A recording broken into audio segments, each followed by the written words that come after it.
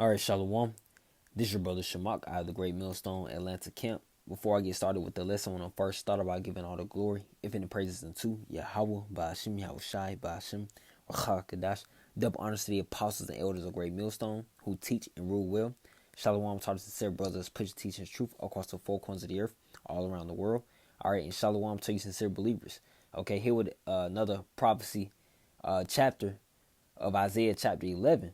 Okay, in this chapter, of course, Isaiah's again his in the Hebrew, the prophet Isaiah, his true name is Yeshaya, okay, which means salvation of Yahweh. All right, and it's going into in this lesson, or this chapter of prophecy is going into salvation, okay, and how things will be operating in the kingdom of heaven. All right, and who is coming through. All right, in these first I want to say 5 verses, okay. So this is Isaiah chapter 11, verse 1. And there shall come forth a root, a rod out of the stem of Jesse, and a branch shall grow out of his roots. Okay. And really a cheat code when reading the scriptures, just as is similar to the Lord's name.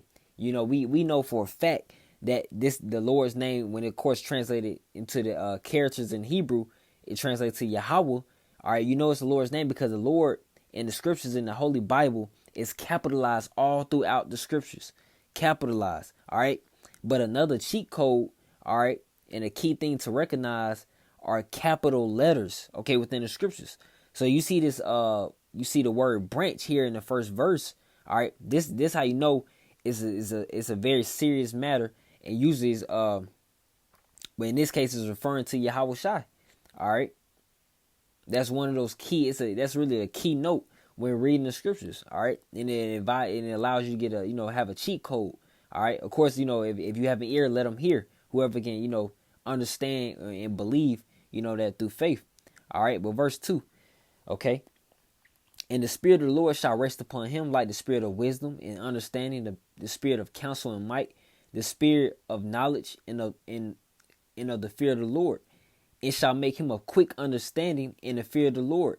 And he shall not judge after the sight of his eyes, neither reprove after the hearing of his ears. All right, this is, continuing on going into Yahweh Shai. All right, because he received the Holy Spirit in its full entirety.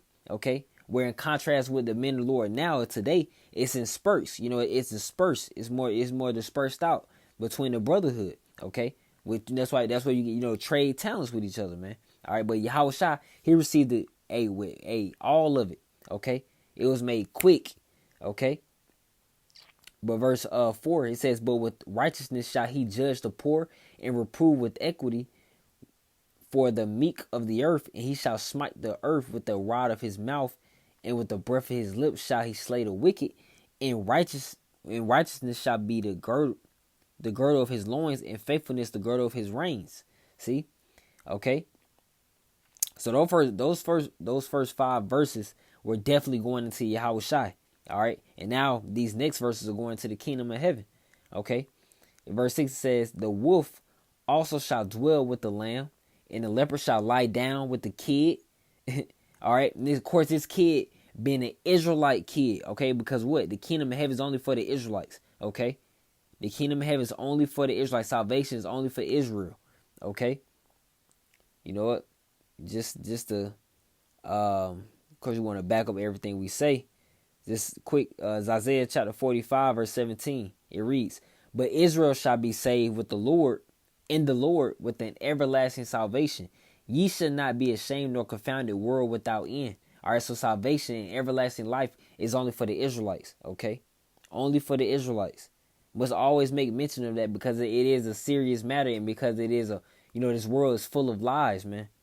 These people have been literally lied to, including us. All right, until we woke up through the spirit of Yahweh Shai, Shai have been lied to their entire lives, man. So we got to continue to, repeat, or sound very, very repetitive at times. But hey, we must get this gospel through our people's minds.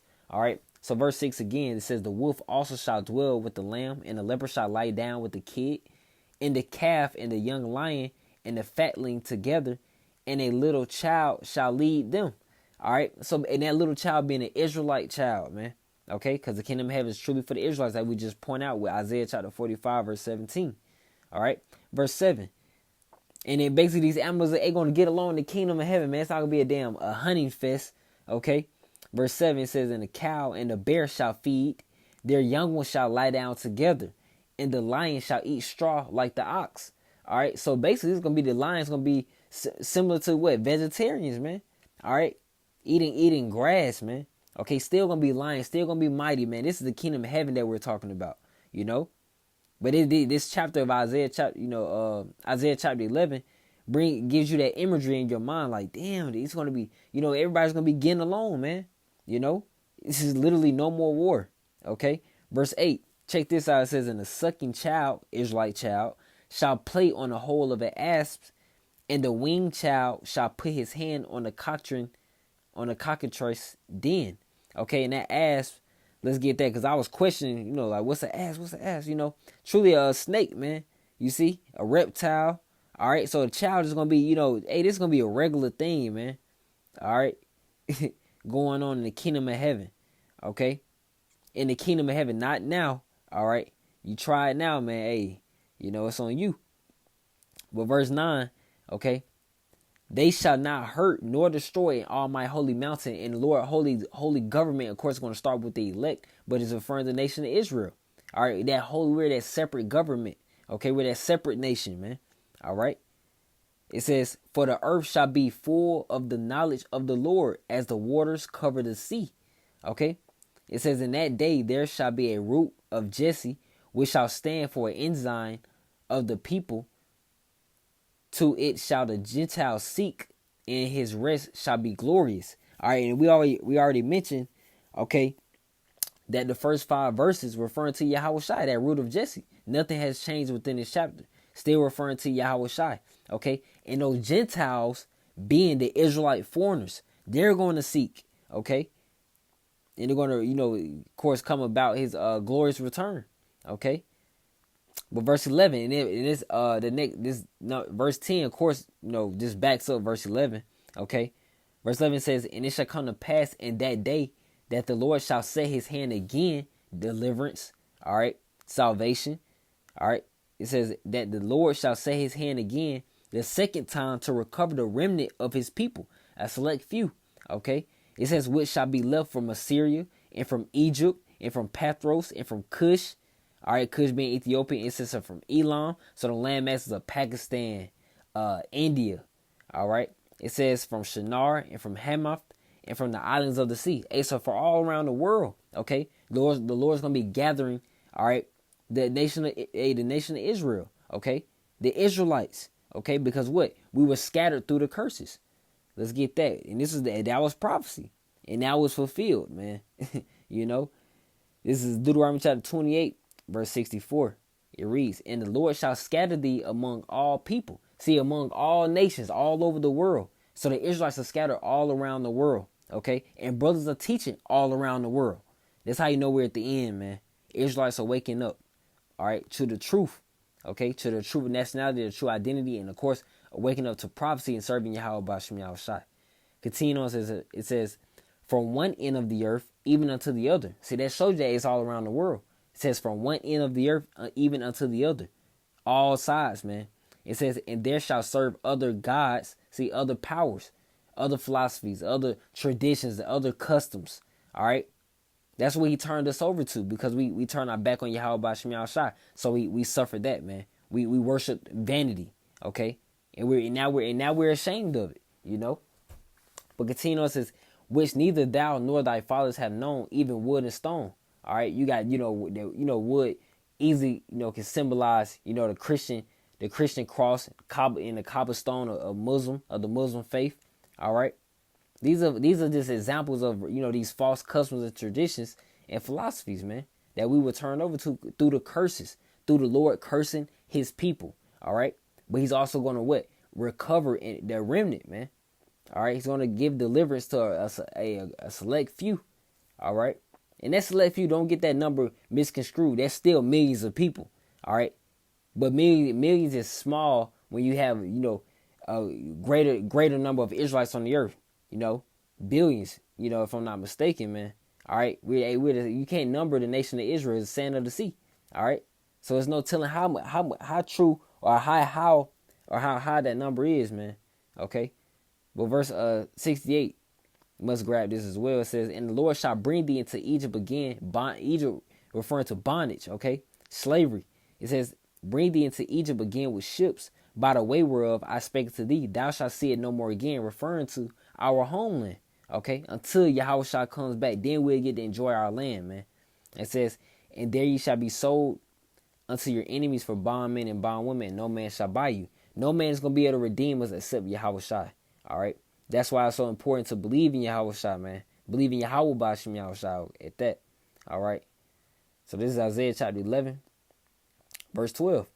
"And he shall set up an ensign for the nations, and he shall assemble the outcasts of Israel, and gather together the dispersed of Judah from the four corners of the earth. The envy also of Ephraim shall depart, and the adversaries of Judah shall be cut off. Ephraim shall not envy Judah, and Judah shall not vex Ephraim." Basically, Ephraim being the top tribe, the head tribe of the northern kingdom, all right, and Judah being the head tribe of the southern kingdom, man. All right, basically the tribes gonna be coming together, man. All right, this is prophecy, and there won't be any more problems, no more bickering and vexation, all right, among our people. Okay. Verse 14 says, "But they shall fly upon the shoulders of the Philistines toward the west. They shall spoil them of the east together. They shall lay their hand upon Edom and Moab, and the children of Ammon shall obey them. And the Lord shall utterly destroy the tongue of the Egyptian sea, and with his mighty wind shall he shake his hand over the river, and shall smite it in the seven streams, and make men go over Drishon.